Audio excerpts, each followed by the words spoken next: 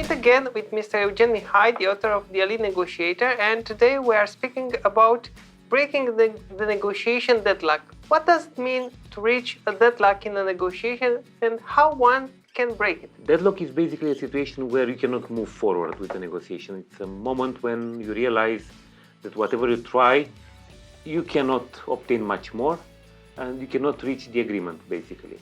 And a synonym is impasse. Basically, things are, not satisfying for either of the two parties. And what can bring the two parties in a deadlock and how one can get out of there?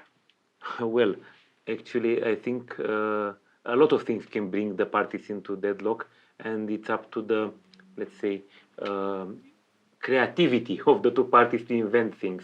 But if I look at the most frequent reasons for deadlock, first is in many cases not overlapping the limits of the negotiation.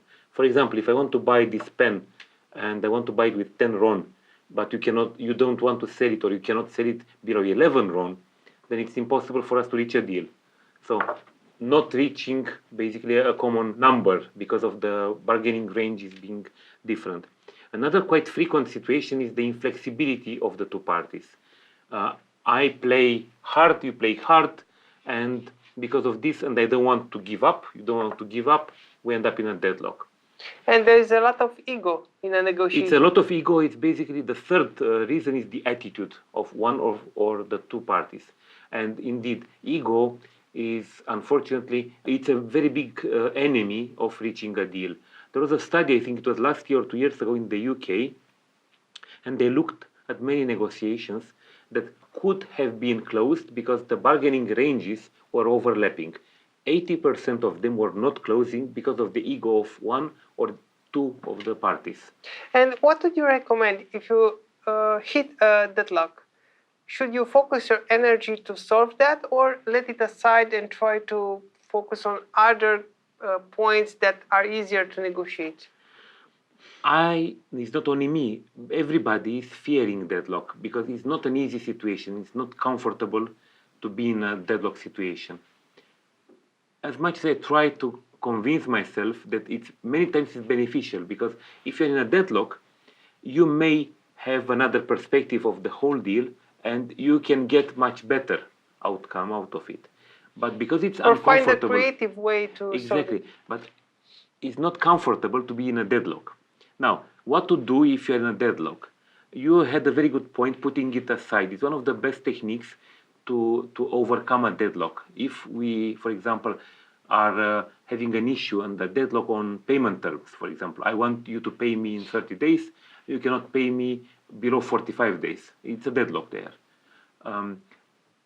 Putting it aside, or it's called put it on the back burner as a strategy, put it aside and let's focus on the other subjects of the negotiation, is helping because you are cooling off. Yeah? You are reaching agreements on other points and you return to the point that is in deadlock at the end of the negotiation.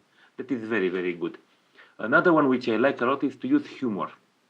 I like to make jokes. I like to try to release the tension by making some jokes from time to time. Take a break, for example. Okay, let's meet tomorrow. Let's cool off, have a beer, have a coffee, and so on. Many times it's helping, if it's ego-driven, to change one or two of the people in the negotiation team, which caused the deadlock. Yeah. And the other party feels that he has some satisfaction by replacing that person. Exactly. Yeah. You can also look if you have a relationship over time with that party. So you did some deals in the past.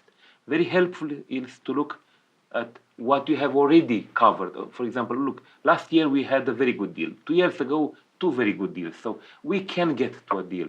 Yeah, let's focus on the way to reach that agreement, because it's a pity, looking at our history of relationship, that we are not reaching this agreement. So there are a lot of ways to cover, this deadlock gap.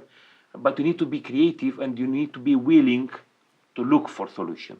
If you anticipate a deadlock, maybe sometimes you can, maybe sometimes you can't. But when you can, should you put a difficult point at the beginning of the negotiation, in the middle, or in the end? It is a strategy. Well, that's an outstanding question, and it's not necessarily an easy answer to give because it depends on the importance of the point. For example, if you anticipate a deadlock on the price, and price for you is very important and it's a deal breaker. If you don't reach it, then you have no solution to close the deal. Then maybe it's good to put it at the beginning. At least you know if you can overcome it or not. If it's not a very important point, I would suggest you leave it towards the end because you can reach agreement on the very important points first, and then it will be easier to solve the not so important point where you anticipate deadlock. But you also mentioned very well that you need to anticipate. So preparation must be very thorough, and you must look at previous relationship, previous negotiations. What do you know about the other party? And what is important for what is the important other for party? you, and what is the likelihood of getting to such a deadlock?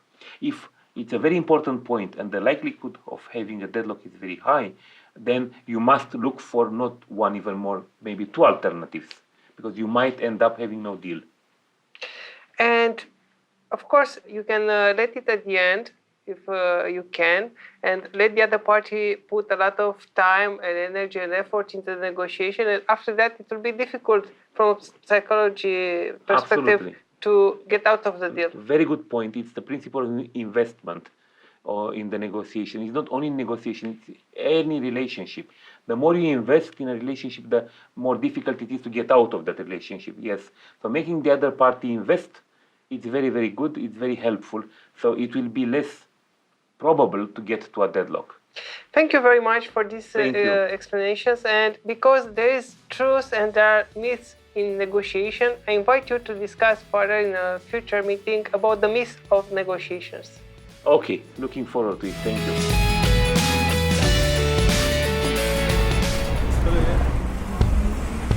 Îndrăznește. Puterea e în tine. Prinde curaj. Informează-te. Dă valoare informației. Implică-te. Autocunoaște-te. Îndrăznește.